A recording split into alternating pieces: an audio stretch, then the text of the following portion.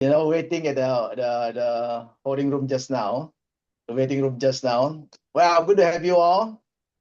Thank you for coming. Thank you for support, for your presence as well.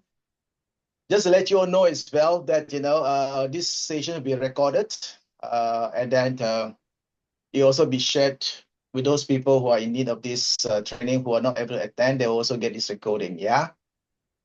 Good. Okay. So people are still dialing in. Time's up. Now, as we're waiting for the people coming in, and we have quite a number of you here already. Maybe we can start with just checking in. Where are you dialing in from? Yeah. So Depart will help us. Our producer Depart will help us to put up the what do you call that? The Mentimeter. All right, we have a Mentimeter. Okay. So Depart, maybe we'll start with that. Instead of later, since people are still waiting for some people to dial in.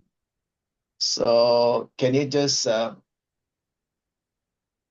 share that Mentimeter? Yeah. Yeah, All right. we are sharing. Good. So just give the code for that.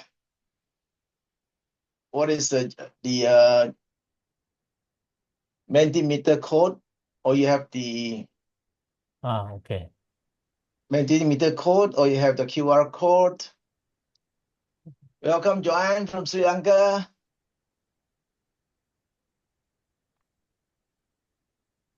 Okay, so Deepak, if you can put up the code, then people will be able to. You just look at the QR code later on. You can scan it with your phone, or you can click directly on the link. Then you can just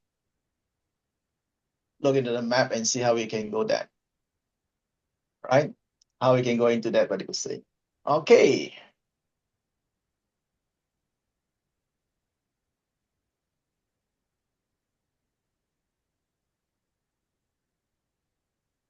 Deepak, are we able to project the code for Mentimeter? Isn't it visible to everyone? It is visible to me at least.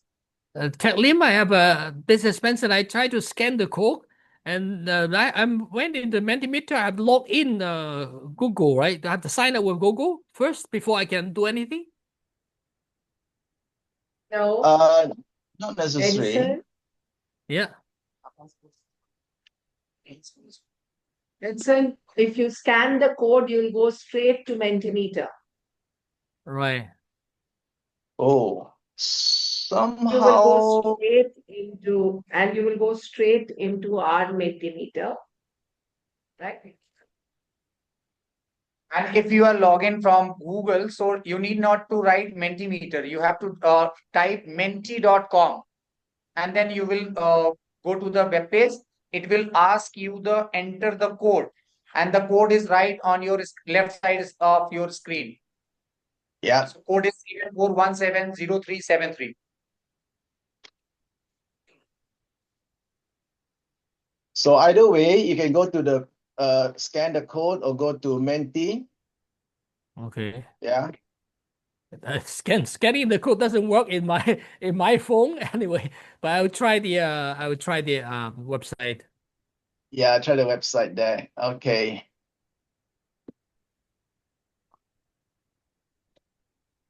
Okay, everyone. So if you can just scan that, or you can go that. Deepak, you can move to the result and let's see where are people coming from. All right, you have one from Malaysia so far. Okay.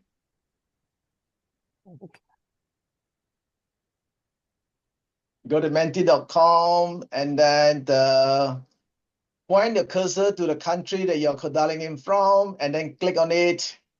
There you have to see that you're from that location.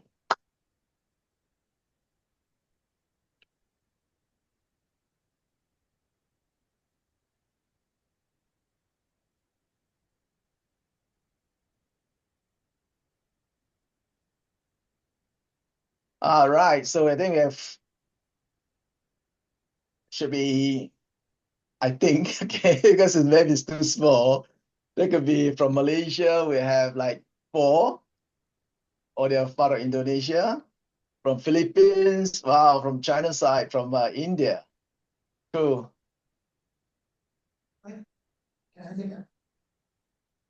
Yeah, it's coming in. Just go to menti.com, key in the code 741-703-73, and then let us know where you're dialing in from, yeah? Where are you joining us from? Good. All right, so it's populating.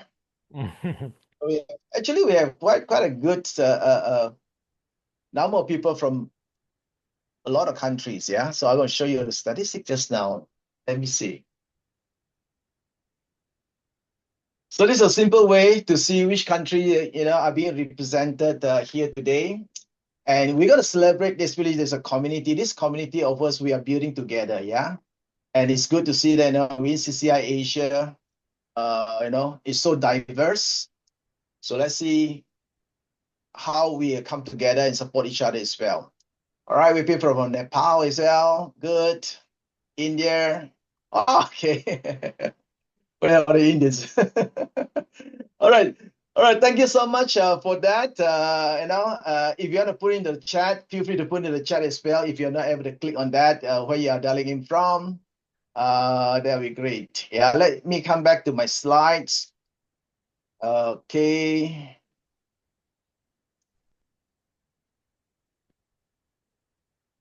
All right. So I'm back on my slide. You should be able to see my slide now.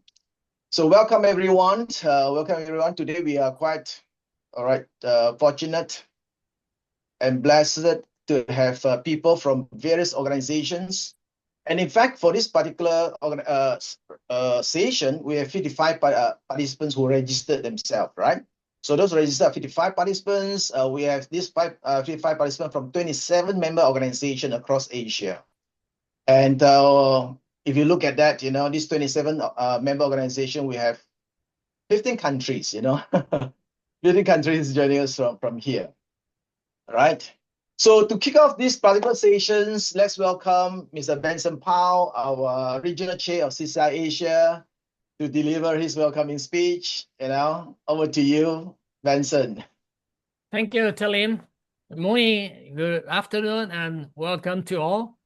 The Enlace Asia project was actually started in 2024, last year, and we did a comprehensive assessment of 35 member organizations, including the organization capacity and training needs of their services. From the training needs report, which was shared with members in December 2024, there are 8 services stood out with more than 75% respondents having training needs. So it's the majority. And palliative care is one of the top 4. That's why today we're having this workshop. In responding to the identified training needs, thanks to the leadership of Teck Lim, being an active Enlace Asia working group member, and also he's a professional trainer, so that gets a great help in creating a series of Bridges of Hope workshops. So this will be the first one. Last but not least, I want to thank La Roche-Posay Foundation in France in supporting the Enlace Asia project, aiming for capacity building of members in Asia. And ultimately, we also hope we can enable members to better serve the child cancer community with deeper and wider impact. Enjoy the workshop today, and hopefully will lead to new or enhancing palliative care service in your organization to come. So over to you, Teck Lim. Thank you. All right. Thank you, Benson. Thank you for those background regards to the Enlace Asia project and how we come in. I mean, in fact, Nibe is in our project team as well, for this Enlace Asia. Now, just a quick reminder, which Chris has mentioned in the chat. If you're not done so, please update your display name to reflect your registered name, and followed by your organizations. So it's easier for us to identify who you are. And also, because later on, we're going to manage that in our breakout rooms, then it's easier for us to know who's who, And also another updates that, earlier I mentioned that this session has been recorded, Okay, cool. So let me basically come to the next one to share a little bit about the Bridges of Hope. And in this Bridges of Hope is a new initiative under the Enlace Asia project. And it's just not just a virtual event, it is a commitment to building capabilities of all the 55. We have 55 CCI Asia member organizations across 26 countries. And this is where a platform we can come together, we can connect with each other, we can support each other, as well as continue to empower each other. So this quarterly exchange, this is the first one, a quarterly exchange. So palliative care is the first topic that we are covering. So look out for future topics that we may have, yeah? So today's in terms of the palliative care, we're going to learn from experts. So here, if you look at it, we want to connect, we want to support, we want to empower. So today's sessions on palliative care brings that spirit to life, yeah? Learning from experts, sharing peer experiences. You're going to put into the breakout room. There'll be peer sharing as well. And then we're going to explore how we can take these insights home and make a difference.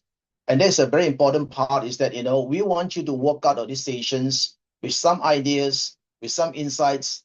They can start initiating conversations back in your own organizations. So before we dive into our first presentations, let's do a quick emotional pulse check, right? A gentle way to see where we all are as we begin this meaningful session.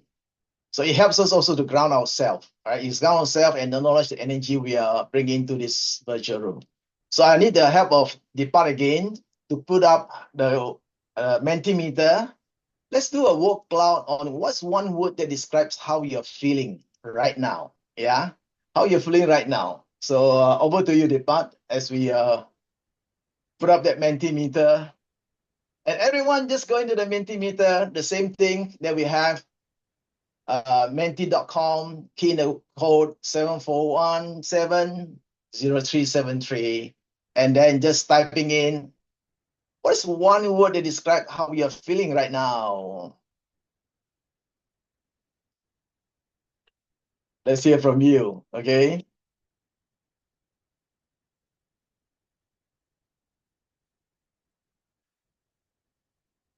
I'm trying to, actually I'm managing my screens. Trying to look at, wow, there's a big excitement going on around here. Good. Curious, blessed, interested. What else? What else? All right. So how are you feeling right now?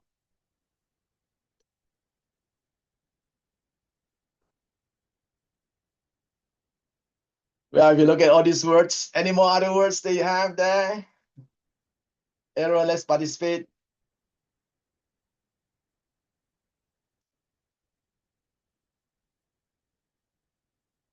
All right, together. I like that. Yeah, I like that. Together. And I think that is where, with these Bridges of Hope sessions, we want to bring everyone together across the borders. Yeah. And something like that is doable if we have virtual sessions like this. Amazing, hopeful. What else? Well, if you look at all these words, such a range of emotions that you put up. So this would reflect exactly what this session is all about, showing up with honesty, purpose, and willingness to learn together. So let's begin this journey together. As one regional family, yeah? As one regional family, bringing hope and actions across Asia. So with all those emotions, if you can go back to the screen, to your chat room right now, we are ready to begin this journey together. The question is, are you ready? All right. If you're ready, can you just, what do you call that? Put, type in the word. Yeah? Just type in the word in the chat room. Say, ready, right? Okay, so good. So go to the chat room, and if you can just go to the chat room and then just type ready, and then we are ready to start. Okay? So let me take control back to the run. All right, so yep, ready? Everyone's ready? So let me come back to the screen. Okay. Good to see that everyone's ready for it. Yeah.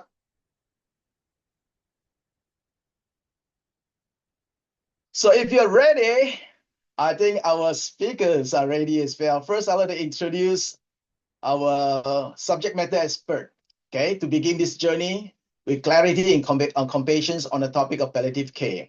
So it's my honor to introduce our subject matter expert, our first speaker, who is a dedicated advocate for pediatric palliative care. And he brings both heart as well as a deep clinical expertise to the work he's doing. So Dr. Nickson Tai is a pediatric palliative care specialist from Malaysia, trained in Kuala Lumpur, Sydney, and at the Kuala Lumpur Children's Hospital.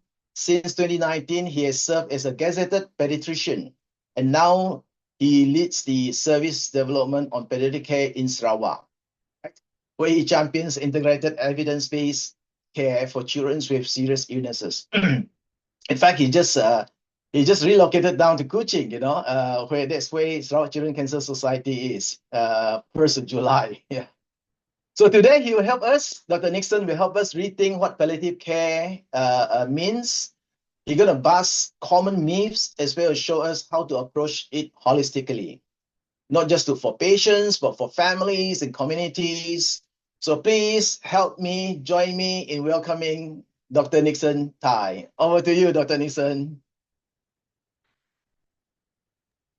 Right, thank you. Thank you very much, Teck Lim and CCI for this opportunity to share something that I'm very, very passionate in, as well as I would call it my calling.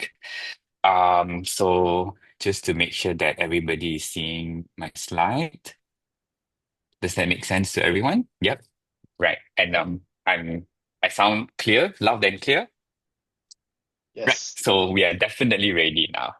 Right. First of all, I would like to. I also see familiar names in the participant, and I would reflect back on how I got linked with CCI, and that is through Sarawak Children Cancer Society, and I still remember giving a very tiny talk preaching, and that's when I met Benson and people that remember meeting me. But I'm really bad at names, but yeah. I really thank um the organizer for this opportunity, and it is so amazing that palliative care in fact was one of the important topic. I got to know that it's in fact one of the priorities, so important that it became the first topic for this education. And I would also hook onto the theme, the bridges of hope, because what I'm going to address later will be how we continue to instill hope in palliative care, which is something very, very different from what other people see palliative care is, right? So I think by the end of this topic, end of this 25 minutes, I hope to evaluate and address some of the myths of palliative care, and how do we brand palliative care, and look at what are the opportunities in providing holistic care for children with serious illness. And also just a little bit of take home, how can we introduce palliative care to our parents or our family? And I believe I'm speaking in the midst of expert here as well. So I'm happy that, I get feedback from different people who are in palliative care, who even provide palliative care in respective places. Because later on we will also know that palliative care is can be provided as creative as we can be, based on the resources that we are in. Right. So to kickstart the discussion, just have a look at these few logos, right? I'm not sure if I can access the chat group. Yeah. So when you see these logos, right, what comes to your mind? Right, from the left to the middle to the right. Big brands, yes. Benson say big brands. The hook on the left, what does it remind you of? Oh, right. That's the brand. Do it. Just do it. Yep. Yep. So and yep, it's Nike. Does it does it speak sportswear? Sports, right? So when you see the hook, you know that you're imagining sport shoe, t-shirts, pants, people that you use on track. And in the middle, right, when you look at the logo, just looking at the logo without any words, you know that we are talking about tech company. And of course, being in Sarawak, the right side, we all know, right? It's all about petroleum and petrol. Right. So what we call this branding, right? How do we brand ourselves, right? And how people in the world brand their businesses and brand their core business. Right. So I think the key question here will be how do we brand palliative care, right? When we talk about palliative care, what do people think about, right? So very not unusually when a situation where we um want to introduce palliative care to a certain family or patient, a lot of my colleagues will be like, palliative, what? Like palliative care become the P word, which is something very negative or something that people do not speak about. I think this is not unusual, but I can see that the trend is changing. And how I can see that is that, just by listening to the introduction, having CCI, putting palliative care as one of the key priorities in education, we know that there is a paradigm shift in how palliative care is being branded. And today I'm going to reinforce certain branding and of palliative care, and hopefully we could um, bring in some key points in a respective organization when we talk about palliative care. Right. So let's dive deep into palliative care. When we talk about palliative care, the original word comes from the word pallium, which is a Latin word um, for cloak or to cloak. So cloak is, the ancient time when somebody is ill. Just imagine you being ill and somebody put a blanket on you or put a cloak on you. And that's basically how it is and how it should be branded, right? It has nothing to do with just talking about end of life, taking hope away, etc., etc. It's purely just how to give optimal best care to someone who is in the most vulnerable state. Right. So I plugged this data from ICPCN. They have beautifully stated that there's almost 20 million children, we are talking about children here, need some form of palliative care, and more than 8 million require specialist service provision, meaning to say subspecialty palliative care, such as what some of the centers are providing, right? And if we look deeper, where are all these children? 98% of all these children are living in low and middle income countries, which is when we first see the map today, where we are from, I think we are living in this area. And it is very apt that we share this and see where we can provide this care to this group of patients. So I plugged this from the recently launched atlas of APHN palliative care. Look at where and how children palliative care are being provided. It is stated that if you look at the graph here, look at the picture here. Specialized pediatrics palliative care is mainly focused on urban area, not too widespread. And a lot of places do not yet still have integrated palliative care, and it's generally provided by a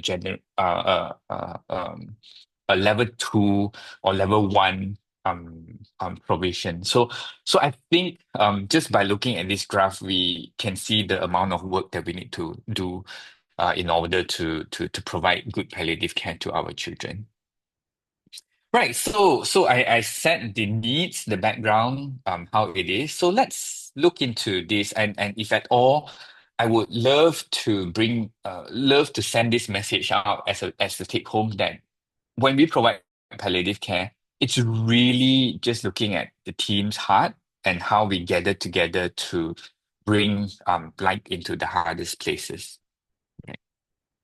So, would love to address some of the myths in palliative care. Um, so, myth number one, and one of the old branding of palliative care would be for a child to receive palliative care, they must be in the terminal or end of life stage. Very unfortunately, that this is still happening in a lot of places that I work in. And some of the things that I really gets very, very, I would say, not at ease when I listen to sentences like this child should be palliated or this child should not be palliated. In actual fact, if we rewind back to a few slides before, palliation means to clothe, to care, basically to give good care for children which is vulnerable. So palliative care or palliated is not an action to describe, providing end of life or terminal care for the children. In actual fact, if you dissect into the WHO pediatric palliative care definition, the first word that they use is palliative care is an active total care. So when we talk about active total care, the reverse is passive, right? So passive means we sit there, we hold hands, and we just let nature take its course. But active care means similar to oncologists, similar to intensivists or in the ICU, we actively providing care. But the care that we provide is not like it's very different from oncologists, where oncologists are actively treating the cancer, while palliative care actively treating in order to achieve a total care to improve quality of life. So it is an active business. It's not something that, okay, let's refer palliative and so that they can hold their hands and sit down and wait for nature to take its course. So I think that is one key message. It provides care for the body, mind, and spirit to support the carer. And it is a whole journey care. In WHO, it says from diagnosis to bereavement. So it is not something that's like, oh, looks like this child is towards the end of life, or this child is in the coma state, right? Let's refer palliative care. To be honest, if a child has reached terminal stage or end of life stage, that is very, very limited on what palliative care team can do because there's there's practically nothing much, that we can offer other than walking with the parents. So we always emphasize early integration from diagnosis when the child is still very much moving about. We introduce palliative care so that our focus will be comfort, our focus will be quality of life. So what do we actively do? We actively, and sometimes in the Chinese word, we call ourselves Kepo. Kepo means busybody in English. We have to be actively surveying what's the problem, what causes distress, and try to alleviate it. And it involves multidisciplinary, using whatever community resources there is. So before I joined palliative care, I always think that, oh yeah, people can do palliative care because they are very resourceful, they can spend money just to do a little bit things, to improve quality of life. In actual fact, no. In each community, we can harness our own resources to provide good community care. Just imagine the village. It takes a village to raise a child. It takes a village to give good quality care for the most vulnerable society as well. And it doesn't cost much, to be honest. It really, what it takes is our heart. And when we talk about palliative care, this is not just fixed to any structure. It can be provided in the hospital, in the community, or in patient's home. So there shouldn't be any limitation in starting palliative care by structure. All right, so it's no longer. So now the myth is we all know that it's not a care that is only given to end of life. So the second myth that I commonly hear is that when we talk about palliative care, we have to um, let go of all curative treatment, right? For example, I think we are all in this fraternity of childhood cancer, right? Childhood cancer has so many disease-directed treatment. It can be chemo, radiotherapy, and now we talk about target therapy, gene therapy, bone marrow transplant, etc., etc. Right?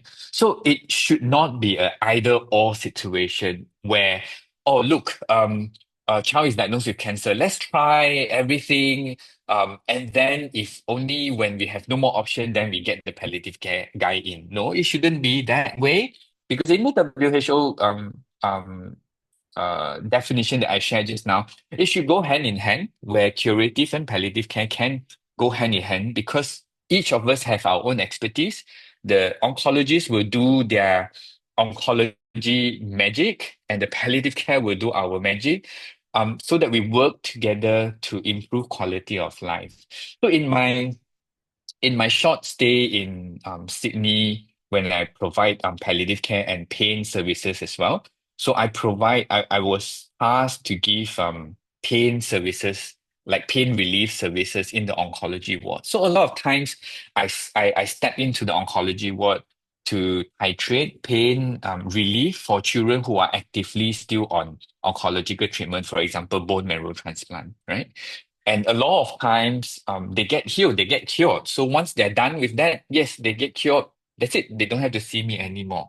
But there are those who did not get cured, relapsed, or unsuccessful transplant. So I continue on caring for them till the end of life, till the death, and till the bereavement of care. So it's a continuum of care, and I was very comfortable in caring with them throughout the journey because I know them since the beginning.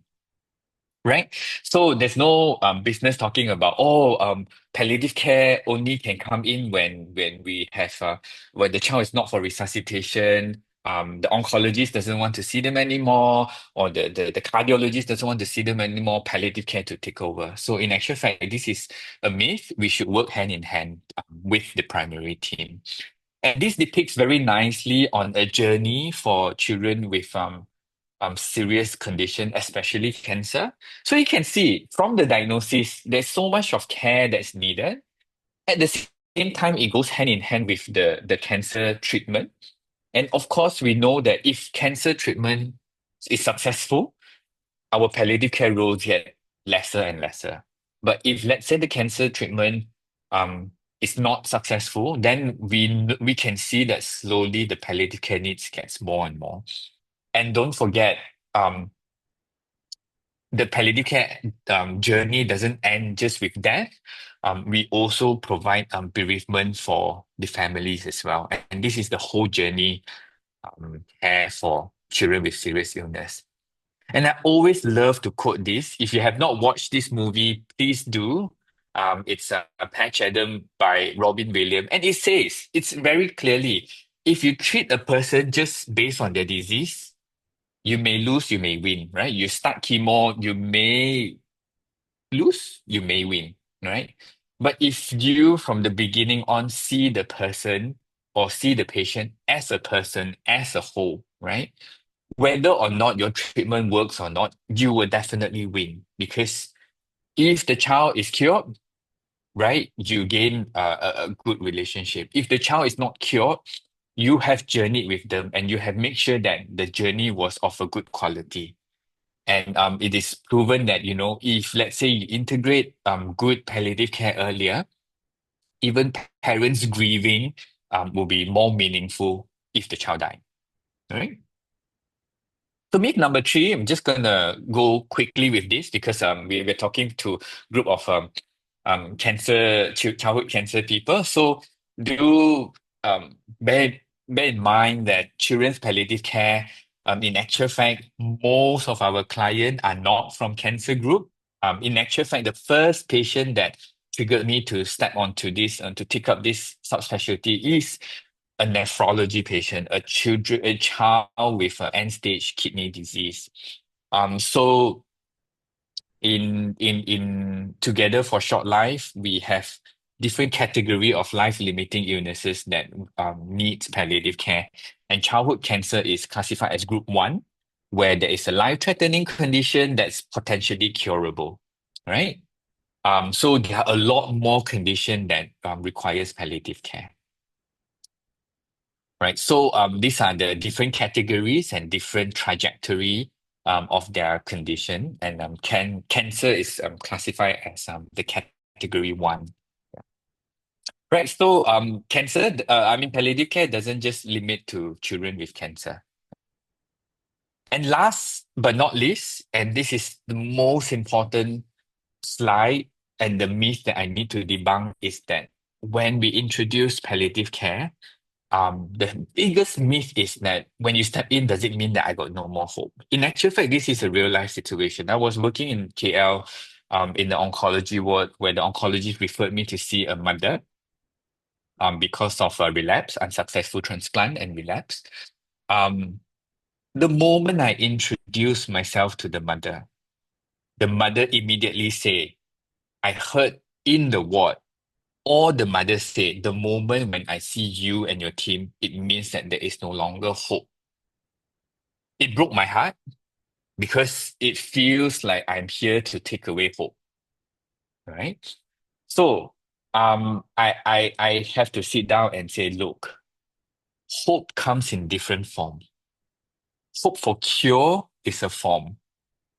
But when cure is no longer realistic, there are different hopes that we should not let go. Hope for good symptom hope for good symptom management is a hope. Hope to do the treat with the child is a hope. Hope to fulfill certain wishes of the family is a hope. So a lot of times, we physicians, I would admit that we always say that, cure is the only hope for any diseases, which is not true, right? Not forget that we still have a lot of unanswered questions in this world and incurable condition. So when there is incurable condition, we may need to maintain the hope and adjust the hope to reality. So I'm going to share this video, and I hope this work. And just to highlight that, where is the problem and why people think that we are taking hope away, right? Hi. We got a call that this house is on fire. How can we be helpful? Well, the house is on fire, but I'm worried if you go in there it might send the wrong message. Wait, what? I'm with the fire department. Yes, I know. I think you could be really helpful, but I think the family might be worried something is wrong if the fire department shows up at their house. But something is wrong. Their house is on fire. Do you think there's any way you could talk to them, but not use the word fire? What? I just think if the family hears the word fire, they might lose hope. But I am with the fire department and I am here to help this family with their fire. Right, totally. I think you could be really helpful, but I'm just not sure this family is in a place where they're ready to meet the fire department right now. Can we call you the water support team?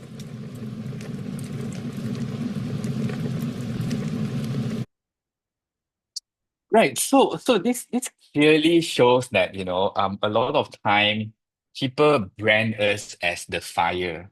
Yeah. Let's not talk about palliative care because you take away hope, so I have, even in Australia when I work, right, I have time and again warned by the oncologist, can you tell the parents that you are the pain team, you're not the palliative team? Because palliative is very negative, it's the fire. In actual fact, I was like, what? Like, I'm here to help. I'm here to put out the fire. I'm not here to burn the family. So can you give me a chance to help, right? So I think this is very clear that, a lot of times is how we introduce ourselves. And that's what I'm going to share next, right? So in my next session, I hope I can be done in 5 minutes. Just stop me when the times come. So what happens is that a lot of times why this happens is when a family is given a bad news that your child has an incurable condition, what does it feel like is like a tornado, like the whole life is uplifted. I'm pretty sure a lot of parents here who went through this can identify their loss. Things are just upside down in their family, right? Or it can be like a fire, that's everything is just out of control. And this is a common thing. So walking with them, how to identify this is our expertise, right? We talk about hope. We talk about reality as well, right? So how do we adjust that? A lot of time I tell the parents, look, we can't change what's in the past, and we can't really control what's the outcome in the future, right? We can only make today's decision. If today's decision is that your child should go through chemo or radio or any oncological treatment, if that's the best option, yes, let's go for it. But at the same time, palliative care here is to guide you, is to walk with you and to make sure that, your child remains comfortable so that you as a family can continue to do what is important, to give certain direction, right? And if, let's say, things didn't turn out well, we can't change the past, right? We can only live today, right? So a lot of parents will say that, oh, like, yeah, the future, we don't know about the future. No, don't talk about the future. Think about today. What's best today? If today pain is a problem, let's sort out the pain. If today your child wants to go to school, let's bring your child to school. So today, it's to seize the moment, right? And also, a few words that we talk about is giving up and letting go, right? As a palliative care pediatrician, I do not give up on my patient, right? But I let go. I let go of things that is not useful. I let go of things that can potentially be harmful. All right. So it's a key thing. So we will never let go of life, but we will make sure that the child lives for today, right? So it is important to know that early integration of palliative care is important. And I have mentioned time and again, it builds the relationship. If palliative care only starts at end of life, to be honest, I have no relationship with I probably have to use a very harsh word. I couldn't build relationship with the child's body, right? Because once a child is in coma, I couldn't build that relationship. So it's important to have a early integration. But then again, if we have early integration, then I will be very busy. Like what Teck Lim has introduced me, I'm trying to establish a service in such a huge state, right? And I'm one person. So how do I cope with so many patients? Actually, fact, no, because palliative care should be integrated into different specialty. And who can provide palliative care? Everybody, right? We have level 1, 2, and 3.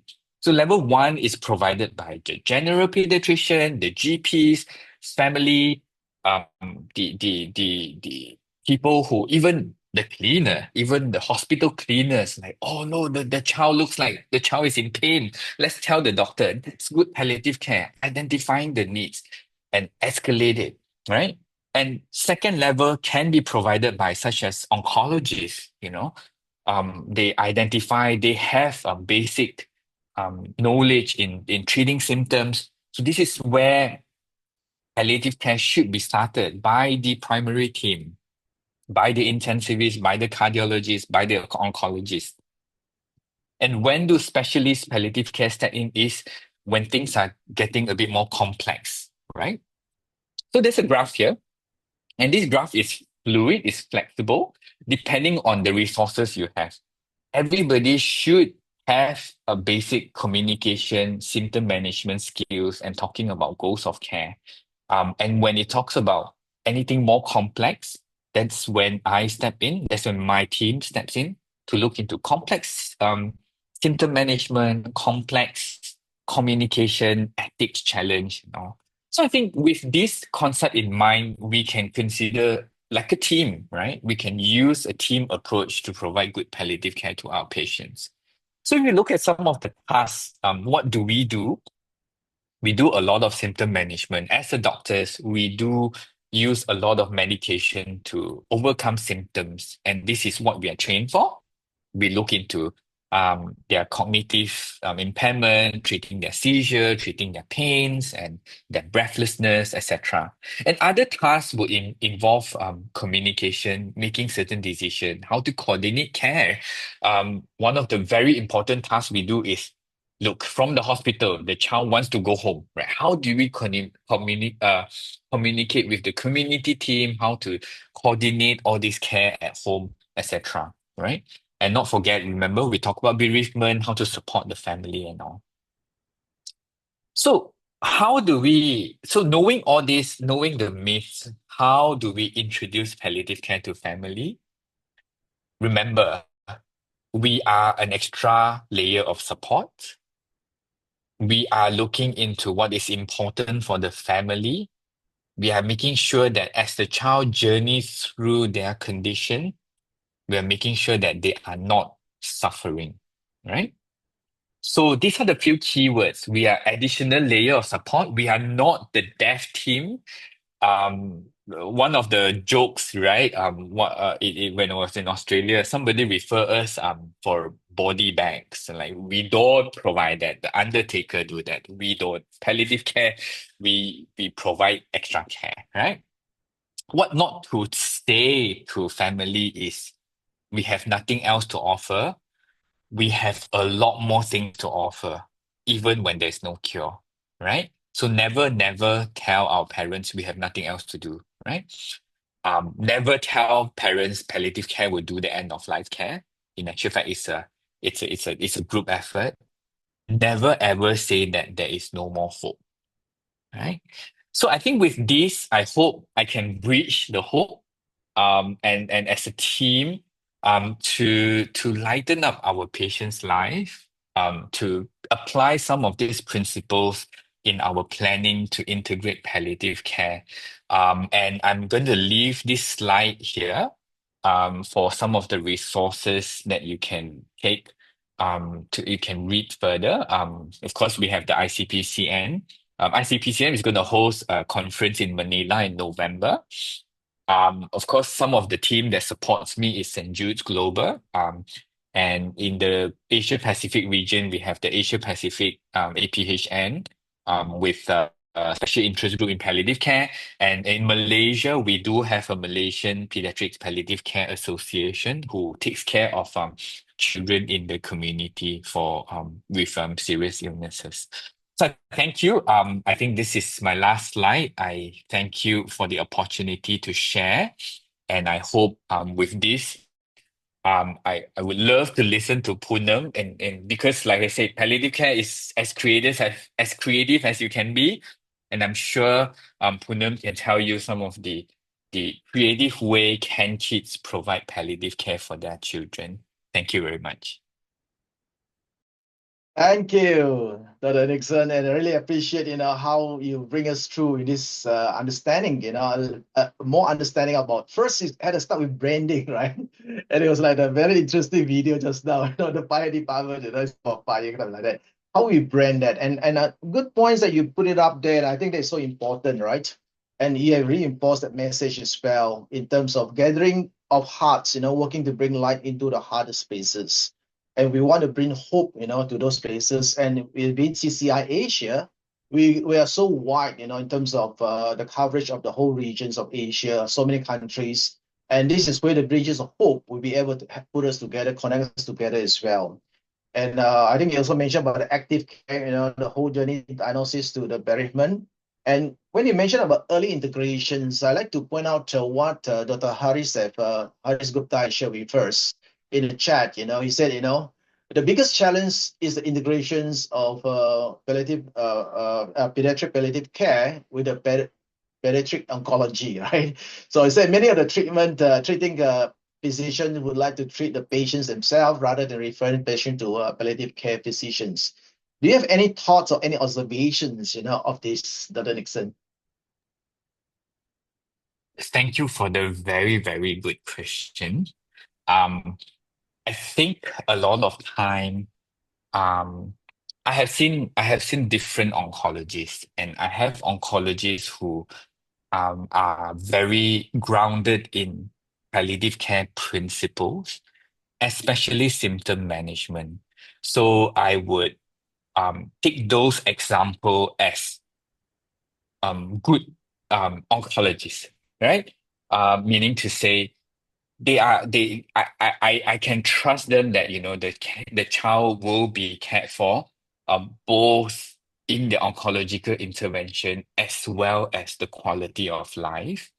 All right. In those cases, I definitely will not step into changing, the way they do things because generally that is good integration, meaning to say they are providing level 2 palliative care.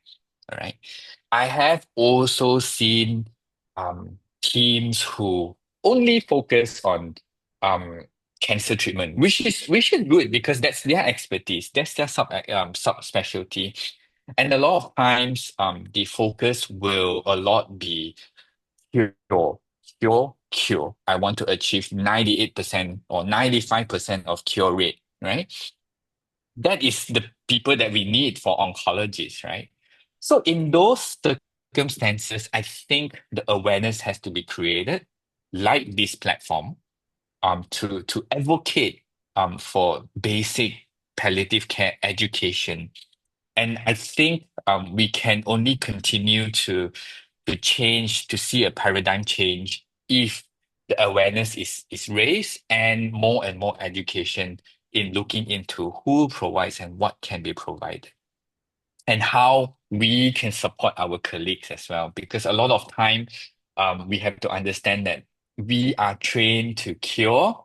A lot of time, once there is no cure, a lot of physicians feels defeated and they do not know where to move on from there. So I think that's one thing that I would have to address, if that answer your question. Yeah, thanks for that. Yeah. So maybe I move on to Nibe. Nibe is raised up. And so you have a question Yeah. for Dr. Nickson? Yes, I have a quick submission, and I wanted to understand the perspective of Dr. Nickson. So when we talk about palliative care, it is being said, and you have already presented in your presentation that it is a myth that having palliative care is not the end of life care, right? But majorly the problem evolves around that only, because many of the cases, in maximum cases, I would say, it is being introduced when it is terminal stage to the general audience, right? So will that not be okay if the treating team or the physician who or the physician or the nurses who are into contact with that family can explain what is the importance of palliative care and how it is going to be helpful since very beginning of the treatment of that child, and that will help that family to understand the importance of palliative care. So how we can introduce that particular model, sensitize the family at the very beginning, and what is the way to do it? Just wanted to understand that from your perspective, Dr. Nickson. Right. Thanks for the question and the perspective. I think I do agree with you that in all the places that I work, a lot of time they only talk about palliative care at terminal stage. And what I have mentioned is I think is the awareness and the education. And you have beautifully said that and you beautifully said that when if let's say the treating team has brand palliative care or has worded certain important concepts to the family, it does make integration much easier. So I have amazing oncologists who when I was in Sydney who can seamlessly integrate palliative care concept in her practice.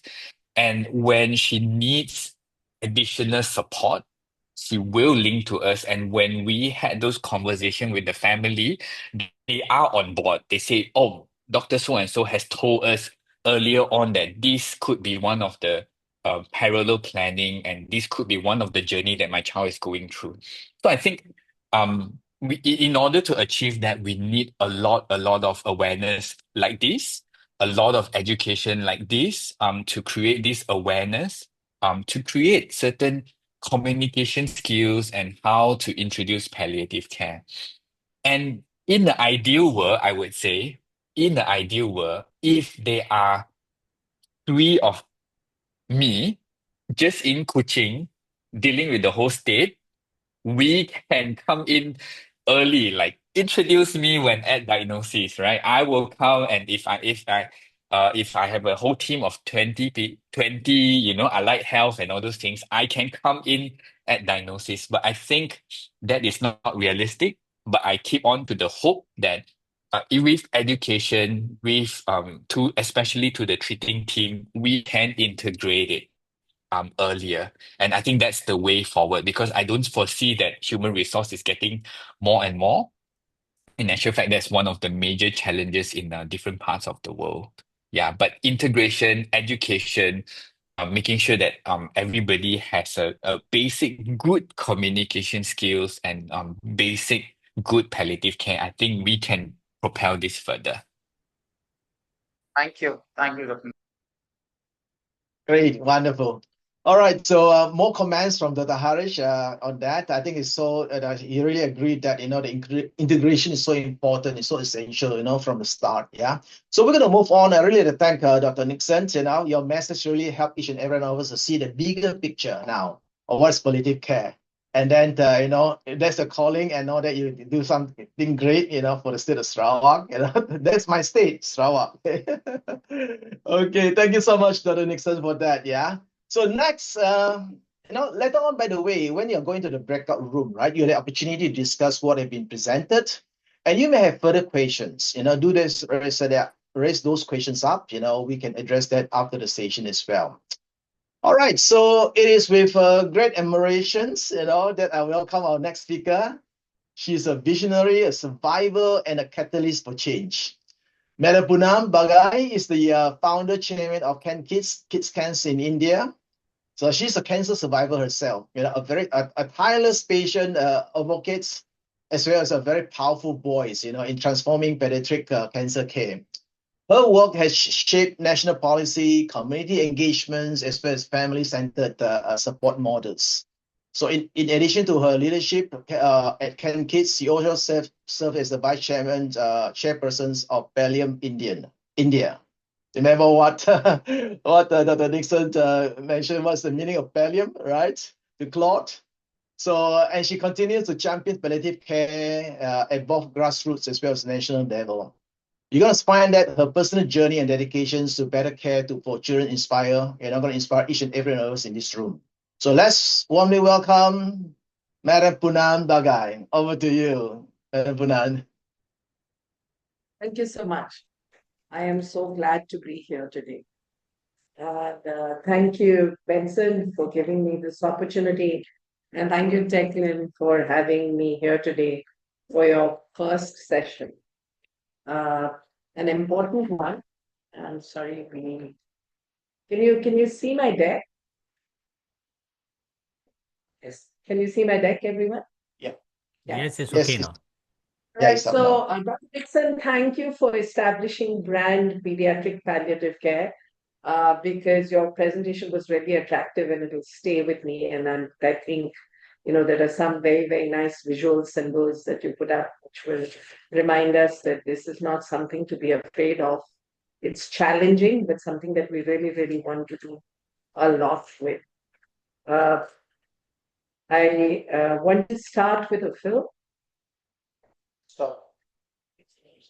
And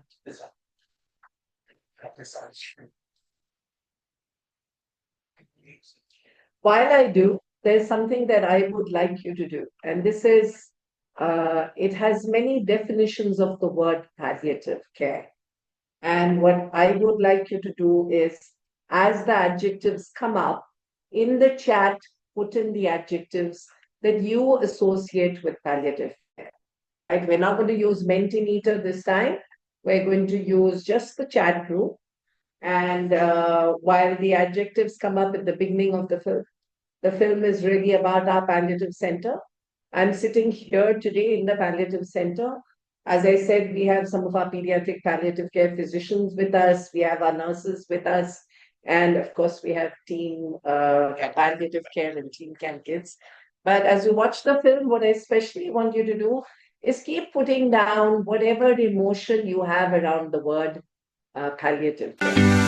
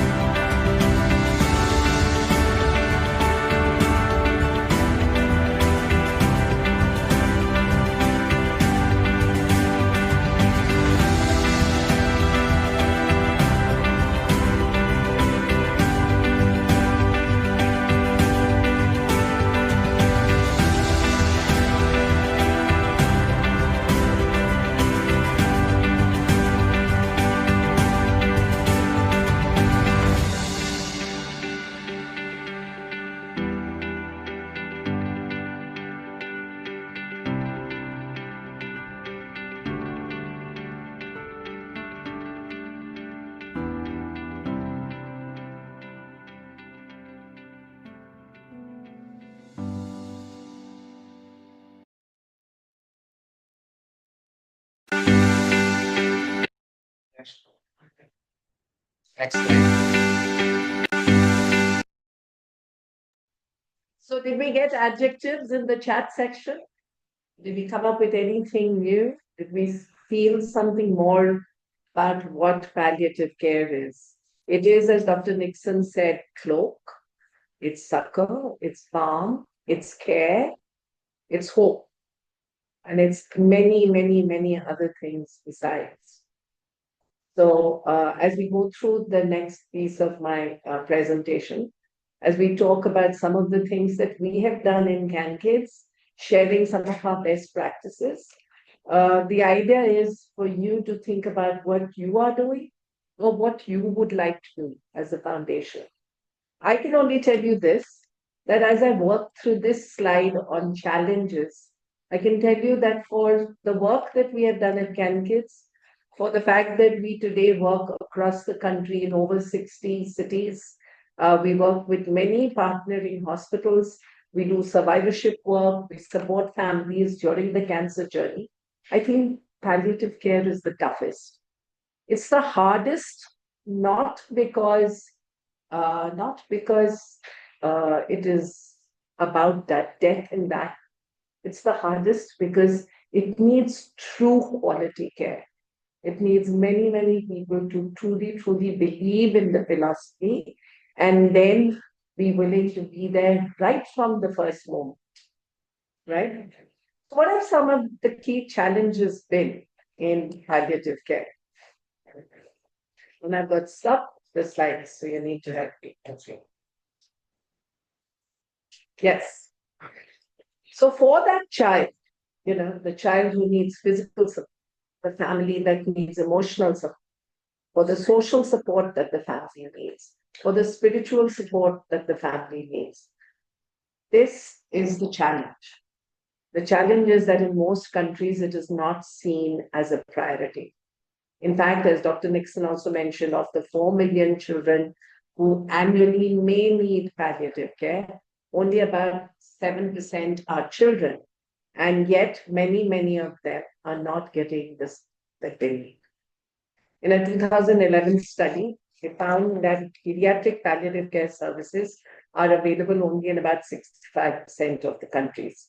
Today, it has become more common and more known and accepted, but still, even in countries like mine, there are few institutions who do practice pediatric palliative care, and it's not mainstreamed into healthcare systems. There are lack of trained professionals. Many children are treated by general practitioners without pediatric or palliative specialization. And in India and many Southeast Asia region countries, we are at what is called a level 3A, which is isolated services.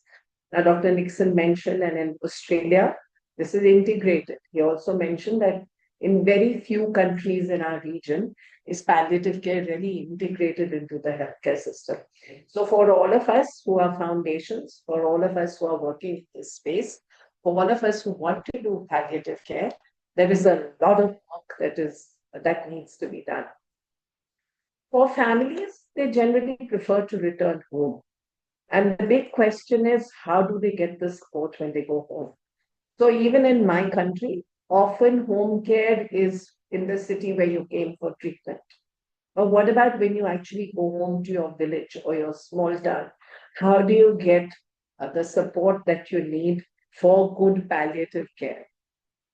When you need your treatment, as we call it, you're at the tertiary cancer center. But the rest of the time, when you need pain relief, when you need symptom management, when you need physical, emotional, social, spiritual support at home, how do we get that? There are financial and logistical constraints, and families often face a lot of high out-of-pocket costs for treatment, transportation, accommodation, and often even just for funeral expenses. At CanKids, we actually say when a child needs or a family needs palliative care support, we should just give that. And when a child is dying, we provide palliative care help financially. We provide funds for funeral expenses, and we provide funds and support for bereavement care as well. But when it comes to health insurance coverage or public support, this is still.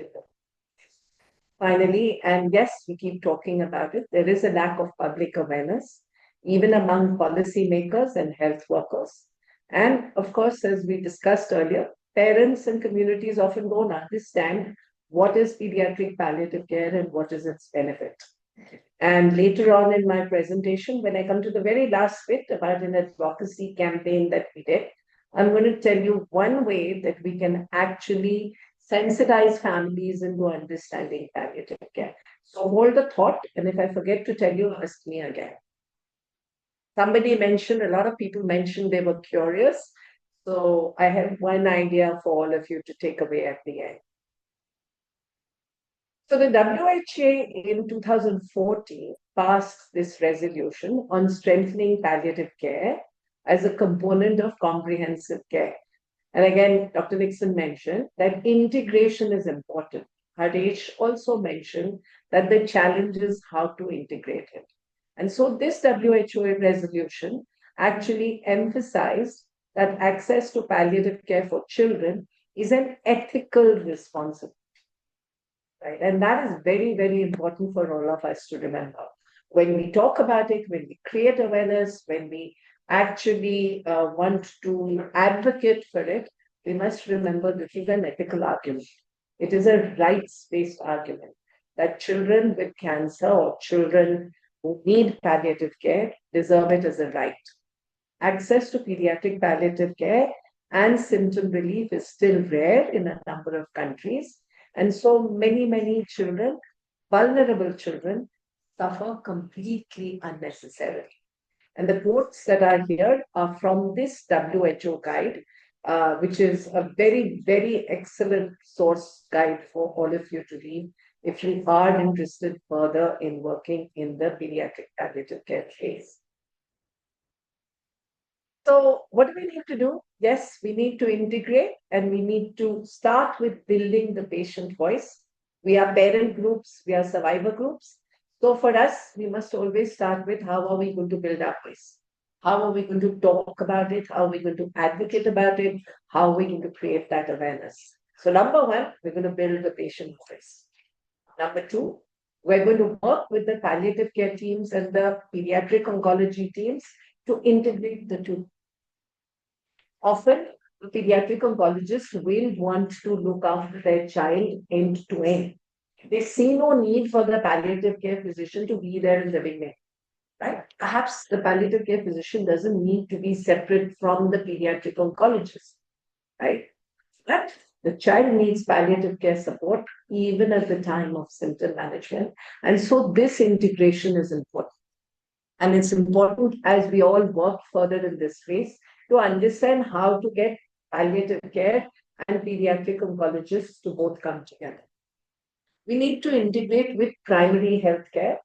And Dr. Mansi is here, and I have talked a lot about how do we take it from the village to the home of the child.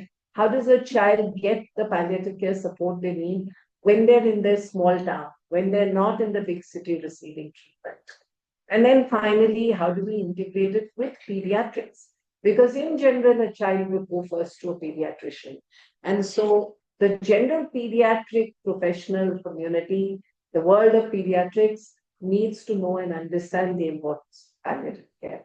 And this is something that foundations like us have played a key role in, and we need to continue to play a key role in working at these integrations. So let's look at who are the stakeholders, because it's important. It's important for us to see who are we working with and who are we in the middle of all this and what can we as foundations. And if I missed out any, please put it in the chat, because again, this is important for us. Right? So while we work in the world of cancer, childhood cancer, so pediatric cancer treating institutions is a stakeholder. The doctors, the team over there are stakeholders. On the other hand, palliative care centers are our stakeholders. It could be a palliative care center for adults and children. It could be a hospice. They are our stakeholders. They could be palliative care physicians, often very removed from the pediatric oncology community. We need to bring that together. Healthcare professionals, vital stakeholders. Governments, very, very important, because that can really move the needle. And in our country, now that we have adopted a palliative care policy, the next steps that have come in have enabled better palliative care at the primary health center. So working with governments is important. And the WHO Southeast Asia region, WHO, EMRO, all the WHO bodies that we work with regionally, for all the people who are attending today, working with them is important because they truly support and they have put out a lot of good resource on pediatric palliative care. So this is our body of stakeholders. And let's now look at what do we as foundations, what is it that we can do? So I'm going to walk through 6 areas where we can work. I'm going to talk a little bit about what CanKids does. And I encourage you to think, okay, my foundation would like to do this, or my foundation already does this. And since today is a session for sharing best practice, and sharing and caring is what I've learned best from Benson. So today's session will be about that. People, please share your ideas, please share your thoughts, and please exchange these ideas through the session that follows. So what can we do in the service space, right? One, you can provide social support services. You can handhold the family. This is what we do. At CanKids, we call our protocol a Yana, you are not alone, hold my hand service. We can provide patient education and information on access to care, on pediatric palliative care, all those aspects. We can provide financial support. And in many of our low middle income countries, we need to actually provide this to fill gaps. And the financial support can be not just for the treatment itself, but for palliative care, but for education, for other out-of-pocket expenses, because all of this reduces the suffering of the family. It reduces, they need the social support, you reduce their emotional distress, you actually provide them care and comfort. That's all palliative care in its own way. And it's good palliative care to provide all that. If the doctor is focused on treatment, we as foundations can focus on all the other aspects And in a manner of speaking, we're providing good palliative care. Psychological and emotional support is important. Spiritual support is important.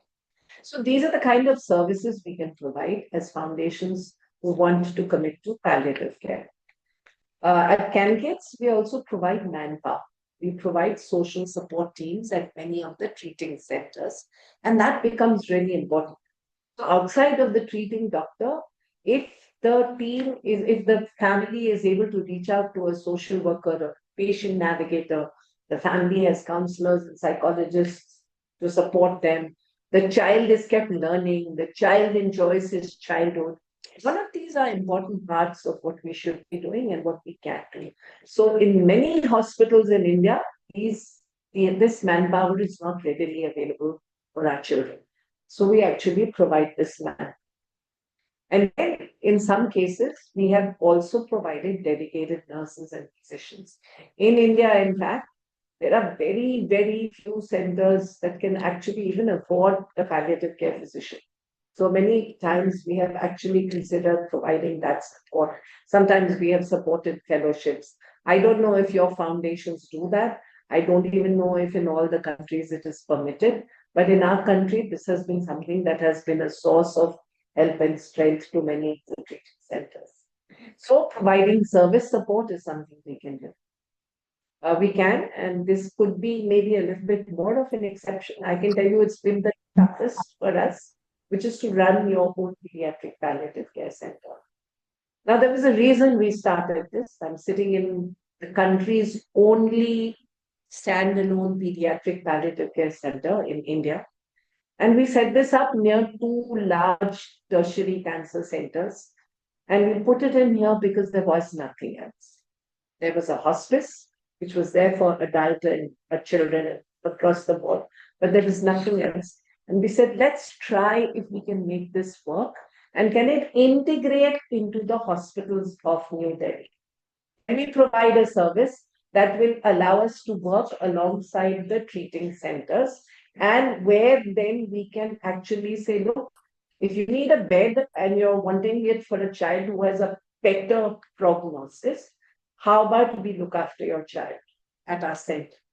If the child has come in for treatment with a large fungating tumor and is yet to be diagnosed, can I take the child in and provide a doctor and nurse to look after the child better than in an accommodation home, for example, while the child is still being diagnosed, and then move forward?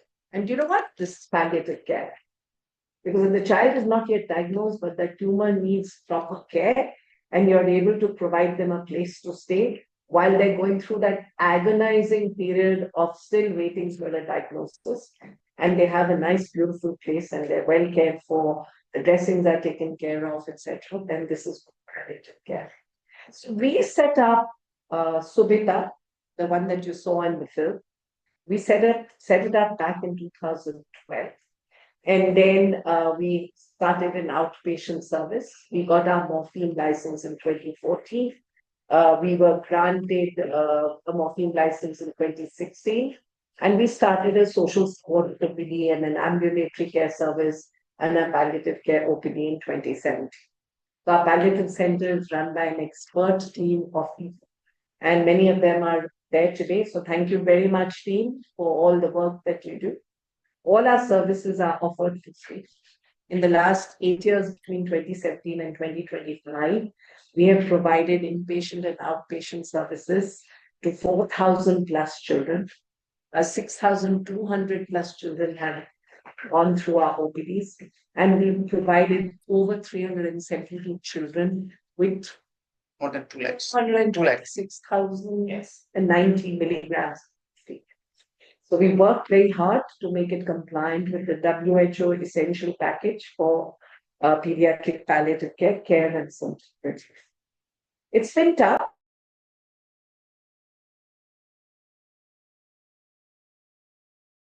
Share with you our challenges, our experience, and definitely something that has been worth it.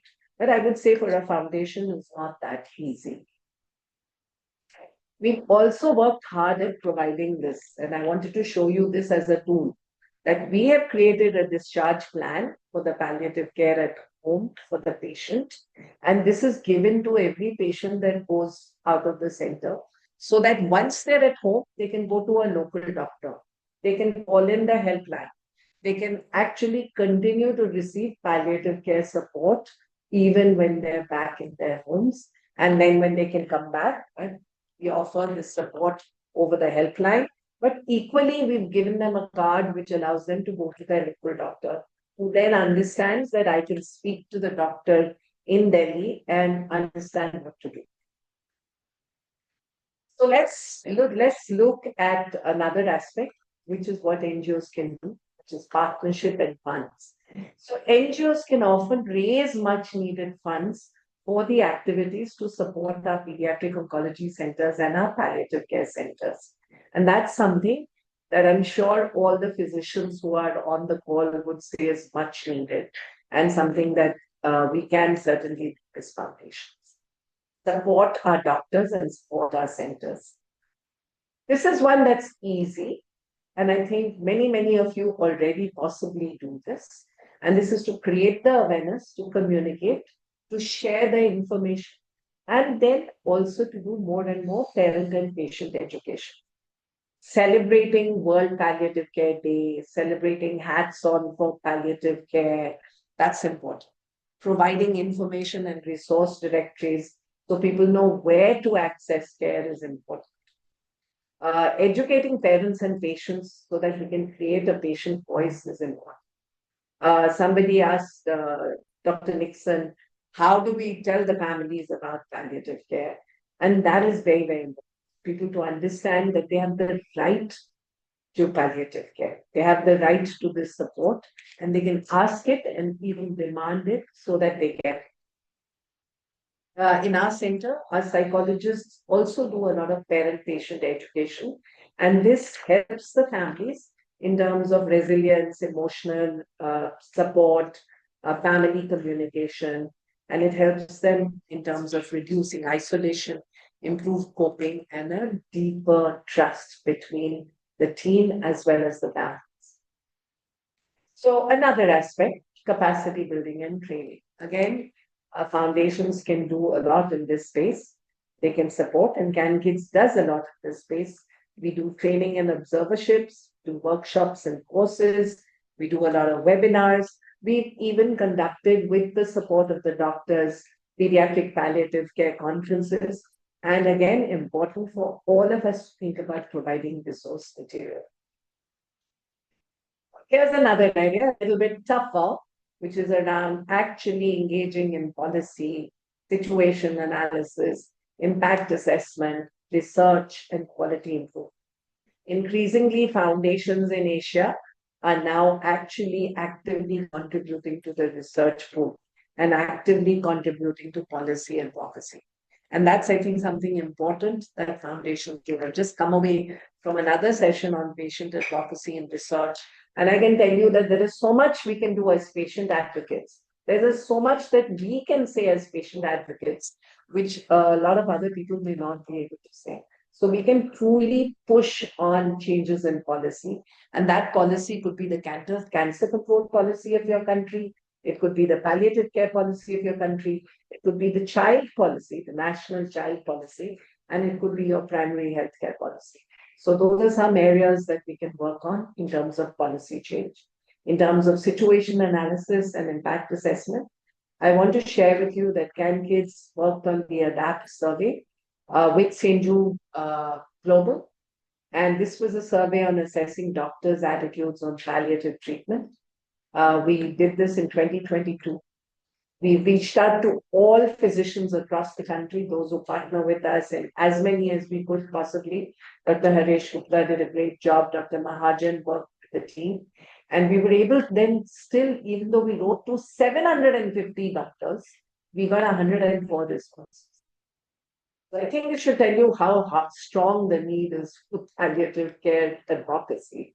But it will also tell you that we understood a lot of the barriers and a lot of the challenges. And Benson, as you know, CCI is working now with the ADAPT team in order to actually do this, to understand also the attitudes of our foundations towards palliative care. So we will know and learn more about ADAPT in the times to come. So coming last then to what can we do for advocacy? And I wanted to share with you, this is one of the campaigns we did. We did a campaign on Say No to Pain. We did it as a civil society nationwide pledge campaign. And we created a charter which addressed the government, the drug controller, healthcare providers, and healthcare professionals. And this is again something that foundations can come together in a country, work on together to make that difference. I want to particularly highlight a certain campaign that we did in 1990 when we celebrated International Childhood Cancer Day with CCI. And in that particular year, we decided to do a No More Pain, No More Loss campaign. The last idea that I had, if we can encourage our children and our parents to know and understand that they feel pain, and if we can push the needle on Say No to Pain, we will be able to needle on pediatric palliative care as well. Because people don't understand necessarily palliative care, but everybody understands pain. So if we are able to think about this as an idea also, Benson, then we will be able to carry palliative care with us because that's palliative care. Why should my child feel pain during treatment? Why do we not have procedures that will take care of not feeling the pain? What about symptom management? So as we talk about it, we can then popularize the idea of palliative care, because that's what palliative care is. It is not just end-of-life care. So this was a great campaign that we did. And we, alongside this campaign, we also put out these bookmarks and we said, no more hashtag, no more pain, and the pain scale. This is the Wongmaker Faces pain scale, which a lot of you people may know. And we distributed it amongst parents. We gave it to our children, gave it to our survivors, and we said, okay, this is what it is. Start saying we won't take the pain. Start arguing that we need, my child doesn't need to be in pain. And that as an advocacy campaign that we could potentially carry forward. And that may, Dr. Nickson, be an answer to the question, how do we tell people about palliative care? Because even in my language, palliative care in Hindi doesn't have a word, but pain has lots of words. And people understand that. So it's a hook that could work. It's an idea I'd like to share with you. And as I said, I've shared with you 6 different ways that we have worked at CanKids to work on pediatric palliative care. It's also ways that as foundations we can all do.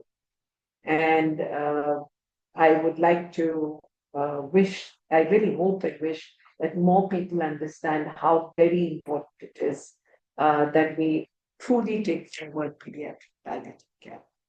Thank you for listening, sharing, and caring. Oh, Poonam, thank you so much.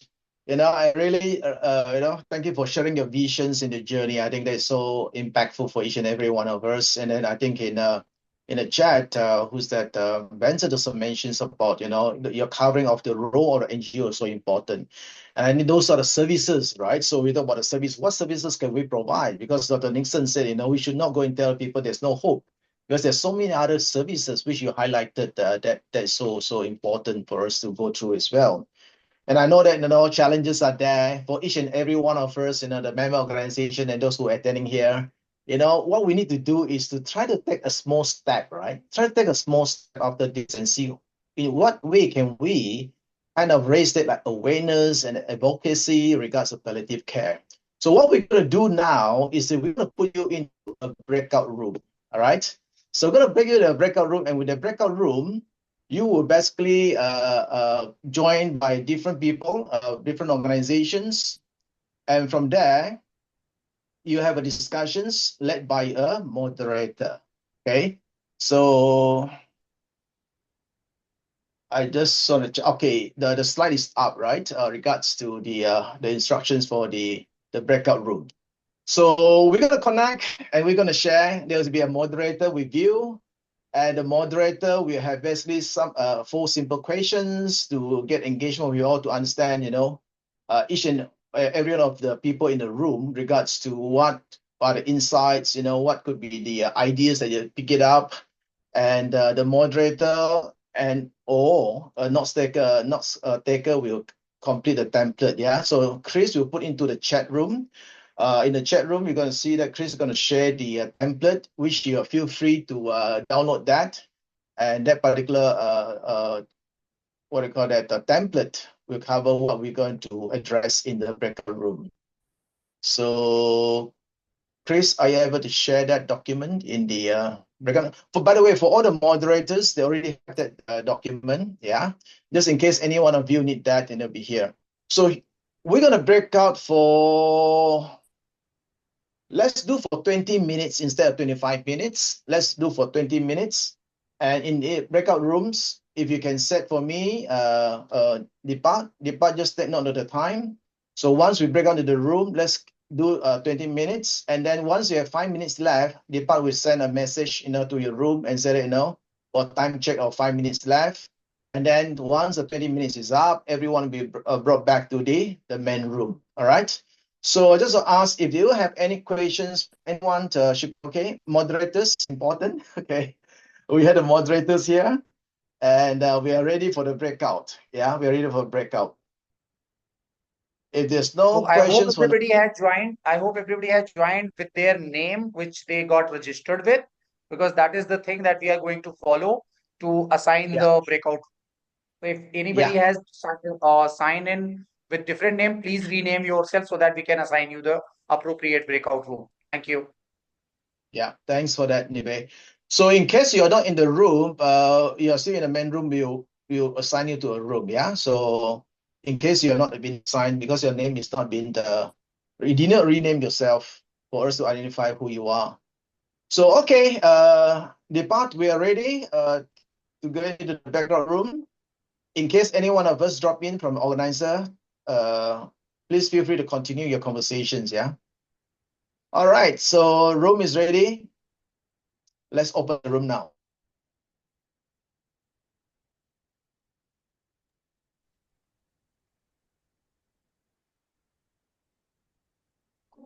Right. Not yet. We're still waiting for assignment of the rooms. Right. So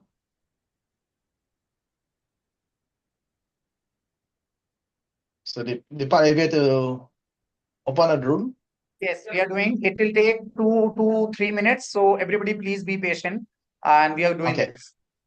Good. Thanks for that, Deepak. So there's no discussions right after the breakout because we will capture that into the notes will be captured in the slides and it will be shared with us after that. So right after when you are returned, basically we will be doing the closing. Yeah.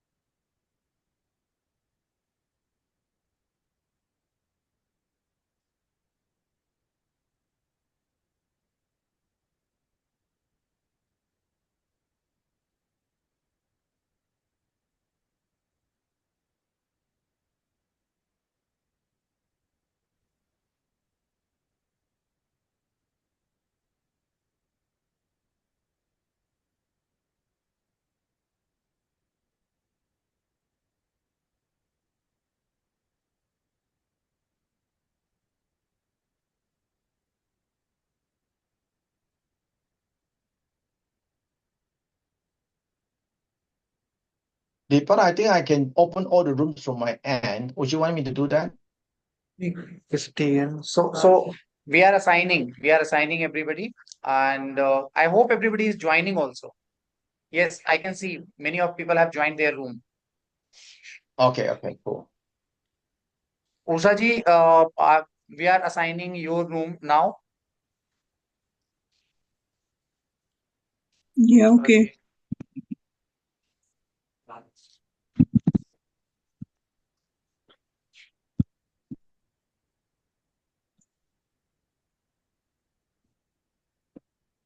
Zero. Tahir.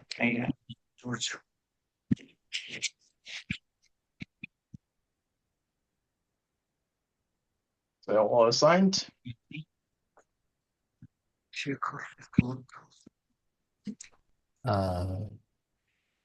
Maybe I have not assigned it to. I can see it. I can join now. Okay, good. Yeah, so you've been assigned. Mm.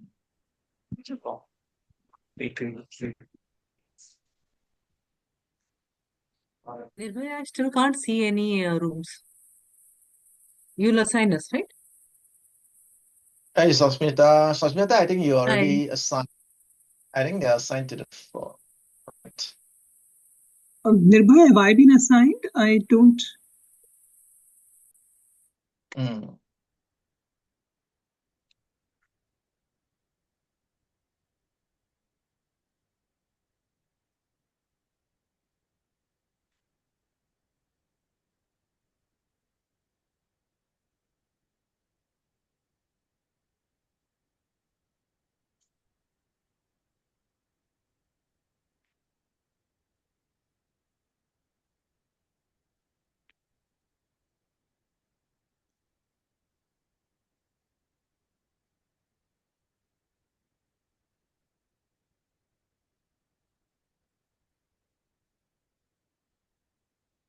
Back to the last piece as we close. Thanks for staying back on this. Let me see who is just a minute, yeah.